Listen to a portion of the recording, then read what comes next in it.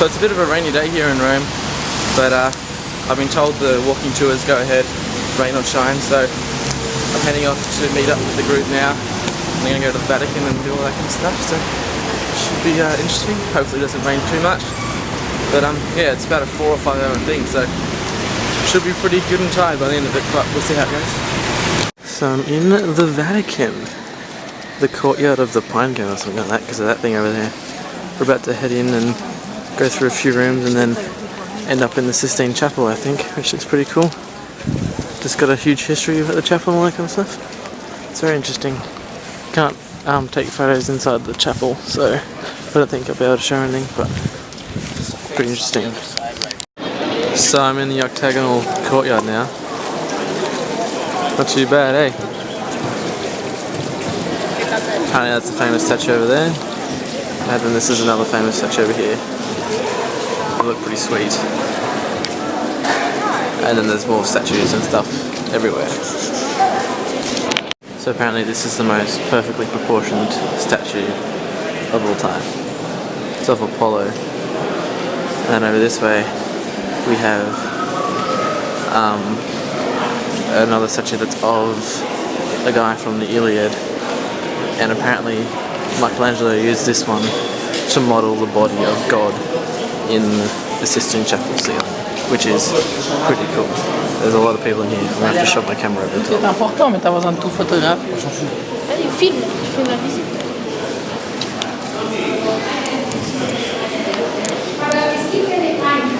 Pretty impressive. So this is a statue of Heracles, apparently from the 1st century AD, and it's in a room that's supposed to shape like the Pantheon, designed like the Pantheon, and then they've got this huge bathtub thing in the middle. It's carved out of one piece of red marble. Apparently it's valued at like 1,000 euros per cubic centimetre. Freaking insane. Yeah, pretty impressive.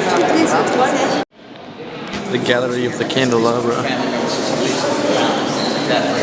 See this statue right here? In the back of that little pot, there's a hole in it. That's where the water will come this way. So you get it. If you decided to build a temple in your property, you could make it out to the Pantheon.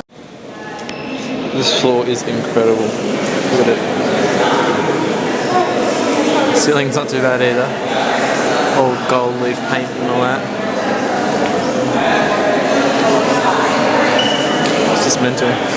Heading up to the Sistine Chapel now. This is just a collection of random sculptures apparently. So this is a bit of a fancy ceiling.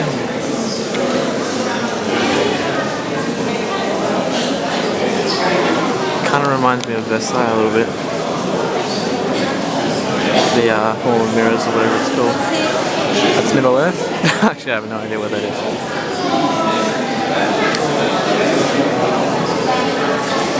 Very cool. So I found out that this is actually maps of Italy. On the left you have the west coast, and then on the right you have the east coast, and that's north up there, and south down there. So it's like you're walking up the Italian peninsula, and you can like look off to either side. Sorry, and it's really cool. Apparently the accuracy of these maps is 70%, and they were done in like the 1400s, which is crazy. I mean the 1500s, which is crazy. This is the Pope's golden desk, as you do. He likes to read books here, as you can see. Another crazy painted room. They're trying to keep me in their hotel. I'm gonna head into the Sistine Chapel. Not too bad, eh? I'm in the Basilica now. I'm about to walk outside. Oh, I've kind of left the tour. Just wandering around on my own now. Well, the tour ended. I didn't just wander off. It ended just in the Sistine Chapel, and so this is the Basilica. Pretty sweet. The Pope was supposed to come out today, but because it was raining before, he didn't, and they like held it inside, and so we didn't want to wait inside, but here we are.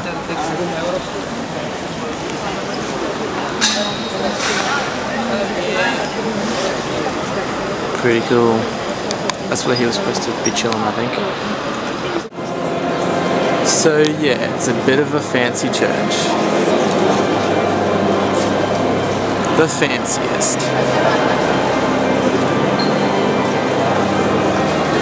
I'm gonna try and get under the dome. See what's going on over there. The sheer space in here is just incredible. I mean, you can fit like 60,000 people in here apparently. And it's so hard to believe. It's just crazy. And I think it was all built in the early 1500s. It's just... Even before that, the 1400s. I don't even know. I don't know. I've forgotten everything that I learned on the tour.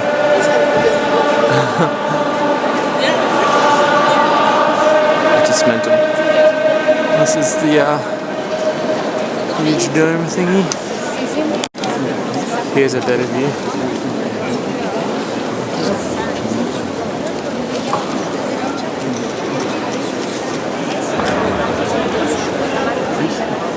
Alright, so that was the Vatican. Pretty impressive here.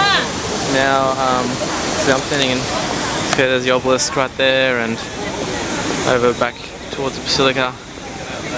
Seen chapels in that direction, and it's all kinds of cool stuff. Yeah, I'm gonna head over to the Castel San Angelo, the one that was in Angels and Demons, and check that out, even though we kind of walked past it on the way here. So I'm going over there, have a look, then maybe get over to the Pantheon, check that out. A lot of walking today, and then get the bus back to the hostel, and just chill out for a bit, because my legs are already sore, because I still got like a few k's to walk, so there it is. Awesome times. So just came from down there, and now I'm standing outside the Castel San Angelo, and I'm going to tell you everything I know about it, which is about 3 lines. Now, it's originally the Emperor Hadrian's mausoleum, where his body or ashes or whatever were kept. Then it got turned into like a prison slash torture place for the Christians, like Catholic Church used it. And then now it's where the Pope hides whenever he's in trouble, which isn't so much anymore, but that's what it used to be for. And now it's a museum, I think. And here's the mighty Tiber River. And this is apparently one of the, if not the oldest, bridges in the world at the moment. Right outside San Angelo. I don't think I'm going to go inside. I have no energy. I'm sure it's incredible and amazing, but I think I'm just going to head across and find the Pantheon, which is somewhere in that direction, and go in there, because that's kind of what I want to see today.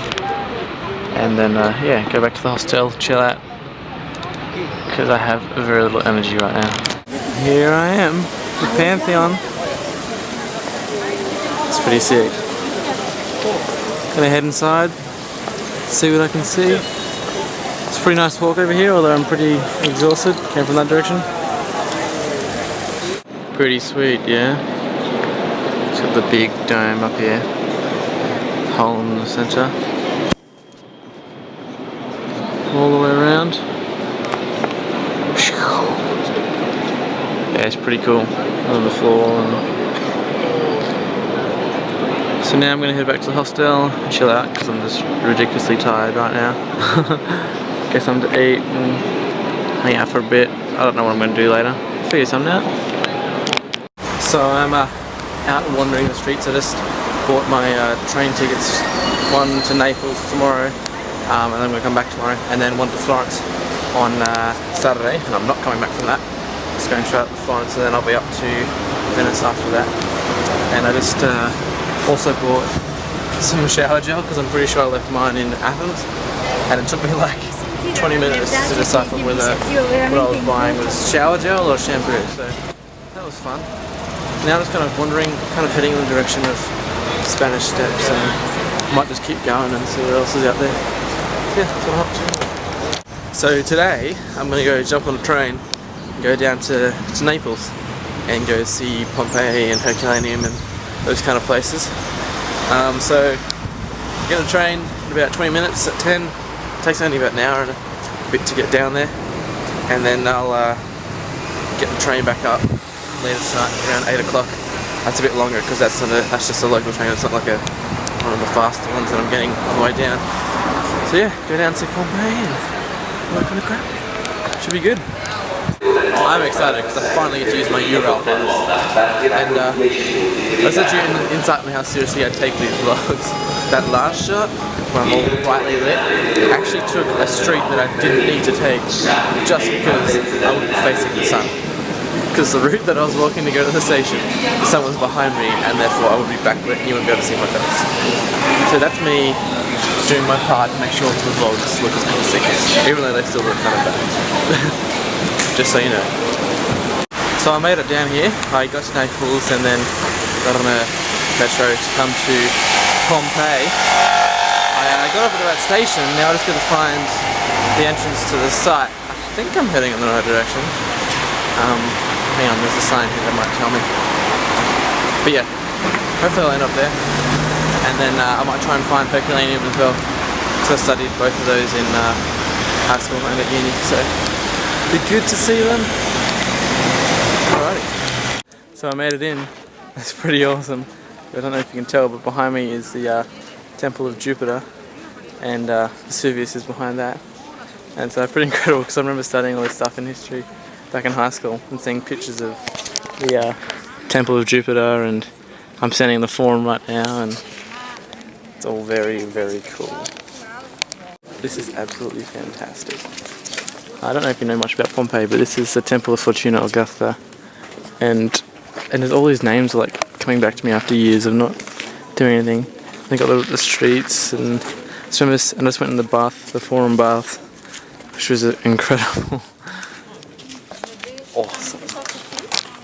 Okay, so I'm now in the House of the Faun, and I'm sorry if you're not interested in Pompeii or history or anything like that, but this is going to be a very heavy Pompeii vlog, because like I said before, I've done a lot of study on it, and even though it was like a few years ago now and I don't remember lots, all of it's like coming back to me as I come to these places, which is incredible.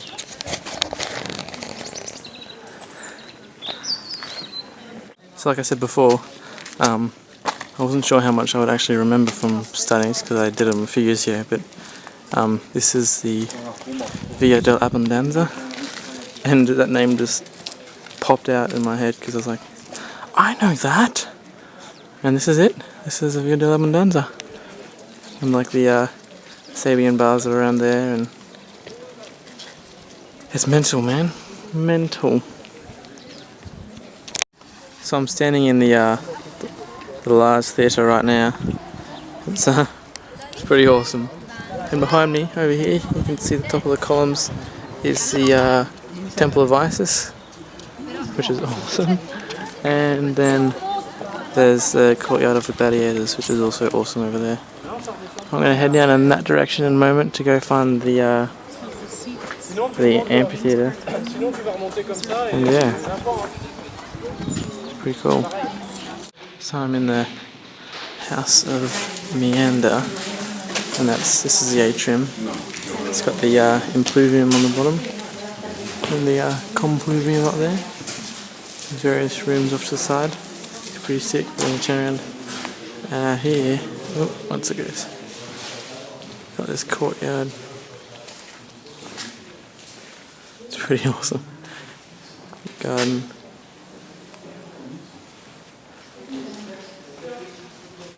So I'm standing in the amphitheatre right now. It's pretty sweet. It's actually below normal ground level. You can see the ramp that goes up. They just dug down and used the hill. It's the oldest known amphitheatre. It's pretty sick to be in here. So that was pretty freaking awesome. I stayed there for about 2.5 hours, but I'm going to try and get to Herculaneum now. Got the train down here. Just got to find it once again. Herculaneum, if you don't know, it's like another city that was engulfed by the eruption from Vesuvius. But it's a bit smaller, but apparently it's a smaller site, but it's better preserved. I think that's what I remember. So we'll see how it goes. I think it's this way. So here I am. This is Herculaneum. It is a fair bit smaller, but like I said, I kind of knew that. It's like sunken down. It's like it's a little model kind of city thing. It's really cool. You can see Vesuvius in the background, kind of with a bit of cloud on the top. The sun's come out, which is nice. It's been a bit overcast today. Yeah, I'm going to pop down and check it all out. So I'm in what I assume is the bathhouse, or one of the bathhouses. And it's just, I'm right, like, well, what I remember is right, like Herculaneum is preserved so much more than Pompeii. And then you come in here and there's like another room, because we've been the tepidarium or the frigidarium or something like that. Like, still got the mosaics on the floor. It's crazy. And then you come through this little door over here. You got the other main room, which is really cool. And we got a basin here, and then it's out this way. Haven't been out here.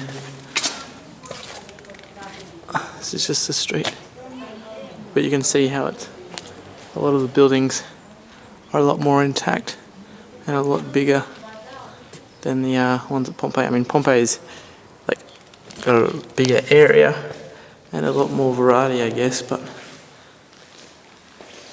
these are preserved quite well.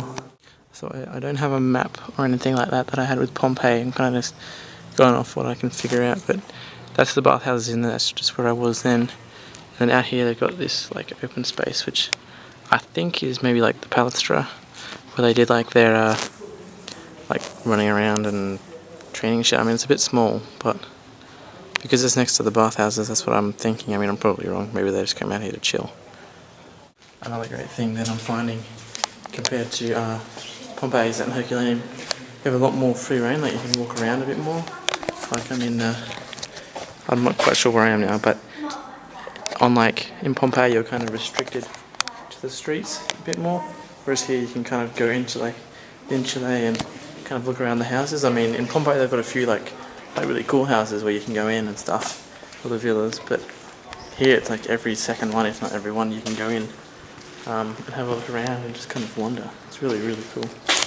So this is the Decumano Massimo, which I think is like the forum where they kind of did their main business. I'm trying to remember from what I did back in year 12, from what I learnt, sorry, back in year 12. But yeah, the streets go on down there, and I'm going to wander down there now. It's really, really cool. So I'm right down now at what used to be the sea wall, because this is where the edge of the ocean was, and then obviously there was the volcano eruption and all this got pushed over the top of it, and now the coast is somewhere in that direction. But yeah, I think it was down here. Yeah, you can see through the well, I don't know if you can, through the gates there, the skeletons and stuff. I remember they found heaps of skeletons hiding down here. Well, hiding, this is where they were, and the people were hiding down here, trying to escape the eruption. It's a bit green and gooey now, but it's quite deep. It's all very cool. Most of it's quite high up there. Yeah, this is where the sea used to be, where it used to come up to. So I've come back up the top again, because I haven't seen all of it just yet. I'm in this crazy house. I'm assuming it's all one place. I'm not quite sure what the name of it is, but it's got this cool courtyard, and you turn around and that looks, well, it used to look out to the sea. We're right on the very eastern edge of Herculaneum, and imagine just standing out there looking out to the ocean under this thing. Not a bad place to live if you're a Roman. And they got these cool walls to go around the side. Mosaic floors, obviously. So that's Herculaneum. It's pretty awesome. They got all these gardens and stuff here. It's cool. So now I'm gonna go find something to eat. I saw a few restaurants between here and the station, so I might go there. Then get the train back into the centre of Naples, and then get another train from Naples back to Rome. But yeah, it's been a good day. One of the best days so far.